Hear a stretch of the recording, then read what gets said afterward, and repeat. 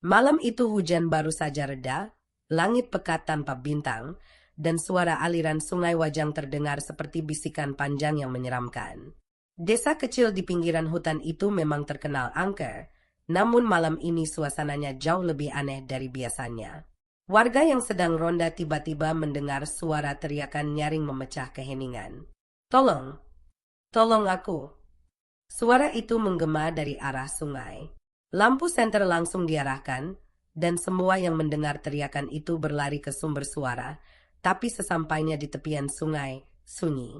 Hanya ada bekas jejak kaki besar di tanah becek, bercampur lumpur dan daun-daun basah. Salah satu warga, Pak Anwar, berbisik sambil menelan ludah. Ini bukan jejak manusia biasa, ini seperti bekas tubuh melata besar. Ketegangan memuncak ketika seorang pemuda bernama Fajar menunjuk ke air. Itu, ada sesuatu bergerak di dalam sungai. Dari kegelapan, mereka melihat gelombang besar mengarah ke tengah. Beberapa warga mundur, tapi satu orang berlari ke tepi sungai. Pak Budi, polisi yang bertugas di pos desa. Ia baru saja mendapat laporan ada warga hilang di dekat sungai, dan ia menduga korban belum jauh. Kalian mundur. Aku akan periksa, teriaknya. Dengan pistol di pinggang dan senter di tangan, Pak Budi masuk ke semak-semak di tepi air. Suara jangkrik mendadak hilang, digantikan bunyi gesekan berat seperti kulit yang bergesekan dengan ranting. Dalam beberapa detik, warga mendengar suara jeritan mengerikan, disusul bunyi percikan air yang keras. Pak Budi! Pak Budi! Teriak warga panik, tapi tak ada jawaban. Dari balik rimbunan daun, terdengar suara berdesis panjang, suara yang membuat bulu kuduk siapapun berdiri. Lalu, hening. Semua terdiam sampai akhirnya, dari semak-semak, muncul bayangan raksasa bergerak perlahan. Senter yang diarahkan warga menampakkan sisik berwarna coklat kehijauan, tebal dan berkilat. Dan di ujung tubuh itu, tampak perut yang menggembung aneh, besar, bulat, seperti menelan sesuatu yang jauh lebih besar dari mangsa biasa. Salah satu warga berteriak histeris. Astagfirullah. Itu piton raksasa. Perutnya kayak ada orang di dalam. Warga yang melihat langsung lemas, beberapa mundur sambil menutup mulut menahan muntah. Fajar gemetar sambil berkata lirih. Jangan-jangan itu Pak Budi. Air mata beberapa orang mulai jatuh, tapi mereka tahu waktu tak banyak. Piton itu bergerak menuju hutan, menyeret perut buncitnya di tanah basah. Warga hanya membawa parang dan bambu runcing, senjata seadanya. Mereka saling pandang, antara takut mati atau membiarkan makhluk itu pergi dengan korban di dalam perutnya. Namun Pak Anwar, yang paling tua, berteriak, kalau kita biarkan, nyawa Pak Budi hilang sia-sia. Kita harus hadapi sekarang. Beberapa pemuda memberanikan diri mengepung, menyodokkan bambu ke tubuh ular itu, membuatnya melingkar dan mendesis marah. Pertarungan di tengah gelap itu menjadi momen yang tak akan pernah mereka lupakan. Ular sepanjang hampir 8 meter itu melawan dengan kekuatan luar biasa. Memukul orang dengan ekornya hingga terpelanting, bahkan mematahkan bambu runcing hanya dengan lilitannya. Tapi warga terus menyerang, memukul kepala dan memotong sisiknya dengan parang. Darah ular bercampur lumpur dan hujan, membuat tanah licin dan pertempuran semakin sulit. Akhirnya, setelah hampir 15 menit yang terasa seperti berjam-jam, ular itu roboh, tubuhnya berhenti bergerak. Semua terengah, beberapa luka parah, tapi mata mereka kini tertuju pada perut yang menggembung itu. Tidak ada yang berani bicara. Hanya suara hujan gerimis yang jatuh di atas daun-daun. Dengan tangan bergetar, Pak Anwar berkata, kita harus membelahnya. Suasana jadi lebih mencekam ketika salah satu pemuda mengangkat parang besar, lalu mulai mengiris kulit tebal itu perlahan. Bau busuk menyengat langsung menyeruak, membuat sebagian warga muntah.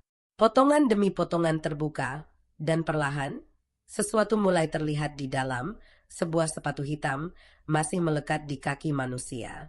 Beberapa warga langsung menangis histeris. Ya Allah, Pak Budi! Potongan kulit ular dibuka lebih lebar, dan pemandangan yang muncul membuat semua orang terdiam membeku. Tubuh Pak Budi terlihat utuh, namun wajahnya pucat tanpa nyawa, matanya setengah terbuka seolah masih ingin berteriak. Tangannya terlipat di dada, dan bekas lilitan di tubuhnya tampak jelas, meninggalkan memar hitam keunguan. Malam itu, desa kecil itu tidak hanya kehilangan seorang polisi yang baik hati, tapi juga dihantui oleh kenyataan mengerikan bahwa di hutan mereka, ada predator yang mampu menelan manusia utuh. Dan kabar itu, esok paginya, akan menyebar ke seluruh negeri dan menjadi kisah viral yang membuat semua orang bergidik ngeri. Subuh itu, kabar kematian Pak Budi sudah menyebar ke seluruh desa. Tangis pecah di rumahnya yang sederhana di ujung kampung. Istri almarhum, Bu Ratna, jatuh pingsan begitu melihat jenazah suaminya dibawa pulang dengan tubuh kaku dan wajah pucat. Anaknya yang masih duduk di bangku SMP, Dinda, memeluk kaki ayahnya sambil menangis terseduh-seduh. "Ayah, bangun ayah, jangan tinggalin Dinda." Suara tangisnya membuat semua yang hadir meneteskan air mata. Beberapa warga yang ikut menolong semalam masih pucat, mata mereka kosong memandang tanah. Ada rasa bersalah yang berat karena mereka tahu, sekalipun sudah berusaha, mereka terlambat menyelamatkan nyawa Pak Budi. "Kalau saja kita lebih cepat, kalau saja kita punya senjata api," gumam Fajar sambil menunduk. Tapi penyesalan itu hanya menambah beban di hati mereka. Kepala desa, Pak Sarman, mencoba menenangkan semua orang. "Kita akan urus pemakaman secepatnya. Ini bukan sekadar musibah, ini peringatan. Hutan itu sudah menyimpan bahaya terlalu lama." Namun kata-katanya langsung ditanggapi oleh seorang kakek tua yang dikenal sebagai Mbah Dirjo, penjaga adat desa. Ia berdiri di sudut ruangan, suaranya serak tapi tegas. "Aku sudah bilang bertahun-tahun, jangan dekati tepi sungai Wajang saat malam hari. Piton itu bukan hewan biasa. Dia penjaga hutan." Semua terdiam mendengarnya. Ada yang menganggap itu cuma tahayul, tapi ada pula yang percaya karena sejak dulu memang sering terjadi hilangnya hewan ternak atau bahkan orang, terutama yang melanggar pantangan. Menurut cerita Mbah Dirjo, di hutan itu hidup seekor ular piton yang sudah ratusan tahun umurnya. Orang-orang tua menyebutnya si beleng, dari kata belenggu, karena sekali dililit, tak ada yang bisa lepas. Konon, ular itu dianggap jelmaan penjaga harta leluhur yang terkubur di dalam hutan, dan dia hanya keluar saat merasa wilayahnya diganggu. Fajar yang semalam melihat sendiri piton itu mulai merasakan merinding di seluruh tubuh. Kalau benar itu si beleng, berarti kita baru saja membunuh makhluk yang dilindungi oleh sesuatu yang lebih besar, tanyanya pelan. Mbah Dirjo hanya memandang tajam, tidak menjawab. Namun tatapan matanya cukup untuk membuat nyali sebagian orang menciut. Siang itu, proses pemakaman berlangsung. Langit mendung, angin berhembus dingin seakan ikut berduka. Saat jenazah Pak Budi diturunkan ke liang lahat, tangis keluarga kembali pecah. Beberapa polisi dari kota datang memberi penghormatan terakhir, namun suasana tetap terasa berat. Bu Ratna memeluk batu nisan suaminya sambil berbisik. "Kenapa harus pergi dengan cara seperti ini, Mas? Kenapa?" Malamnya, warga berkumpul di balai desa untuk membicarakan langkah selanjutnya. Ada yang mengusulkan untuk memburu semua ular besar di hutan itu. Ada juga yang takut kalau itu akan membawa bencana. Tapi di tengah perdebatan, seorang warga berlari masuk dengan wajah panik. Pak, kalian harus lihat ini," teriaknya sambil terengah-engah. Mereka semua mengikuti lelaki itu menuju tepi hutan, dan di sana, di tanah yang becek, terlihat bekas jejak melata raksasa lagi, lebih besar dari bekas piton yang mereka bunuh semalam. "Mustahil, kita sudah bunuh yang kemarin," bisik Fajar. Tapi Mbah Dirjo memejamkan mata, lalu berkata lirih, "Aku sudah bilang, si beleng tidak pernah sendirian. Dia punya pasangannya." Ucapan itu membuat semua orang terdiam membeku. Malam itu, di tengah heningnya hutan dan suara sungai yang mengalir, mereka semua sadar bahwa kematian Pak Budi mungkin hanyalah awal dari sesuatu yang jauh lebih mengerikan. Malam itu, suasana desa Wajang terasa aneh. Angin yang biasanya hanya berhembus lembut kini membawa hawa panas dan bau amis yang menusuk. Para warga memilih berdiam di rumah, menutup semua pintu dan jendela rapat-rapat. Namun di balai desa, beberapa pemuda dan aparat yang tersisa berkumpul, bersenjata seadanya, parang, tombak bambu, bahkan senapan angin. Mereka tidak ingin ada korban lagi. Fajar duduk di pojok, wajahnya pucat. Matanya menatap kosong ke lantai, teringat jelas bagaimana piton pertama melahap Pak Budi. Di sampingnya, Pak Anwar mengasah parang dengan gerakan cepat, seolah sedang bersiap menghadapi perang. Kita nggak bisa cuma diam. Kalau piton yang satu lagi itu datang, dia akan mencari makan, dan kali ini mungkin lebih dari satu korban, ucapnya dengan nada berat. Sekitar pukul 11 malam, suasana hening itu tiba-tiba dipecahkan oleh jeritan dari arah rumah paling pinggir desa. Tolong, ada yang masuk ke dapur, teriak suara perempuan. Semua langsung bangkit dan berlari, hanya untuk mendapati pemandangan yang membuat darah mereka membeku.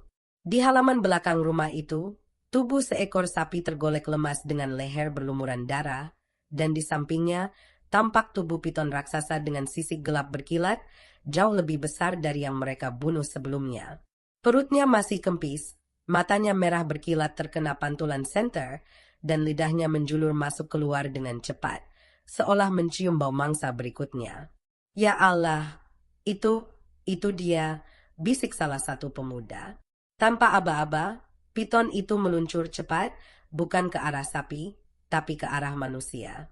Seorang pemuda terpental terkena pukulan ekornya, terjerembab ke tanah dan terbatuk darah. Warga mulai menyerang membabi buta, memukul dan menusuk, tapi sisik ular itu tebal, nyaris tidak tembus.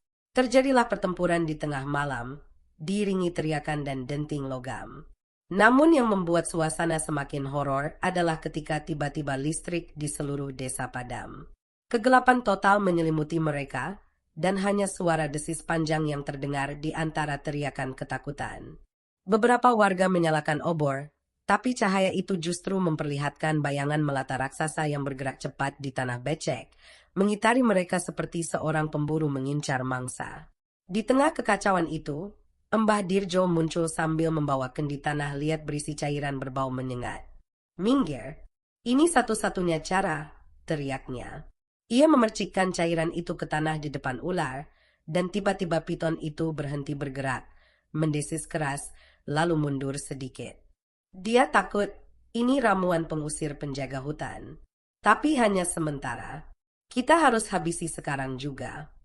Dengan sisa keberanian, Fajar memanjat ke atas atap rumah terdekat sambil membawa tombak bambu yang ujungnya dibakar hingga menyala. Saat piton itu meluncur ke arah Pak Anwar, Fajar melompat dari atap dan menancapkan tombak itu tepat ke mata kanan ular. Piton itu menggelepar liar, menghantam semua yang ada di dekatnya, namun warga tak menyia-nyiakan kesempatan. Parang, tombak, dan bahkan batu besar dihantamkan ke kepala raksasa itu. Akhirnya, tubuh piton itu terkulai diam. Nafas semua orang tersengal, tangan mereka gemetar. Namun sebelum benar-benar mati, ular itu mengeluarkan suara mendesis panjang, seperti memanggil sesuatu.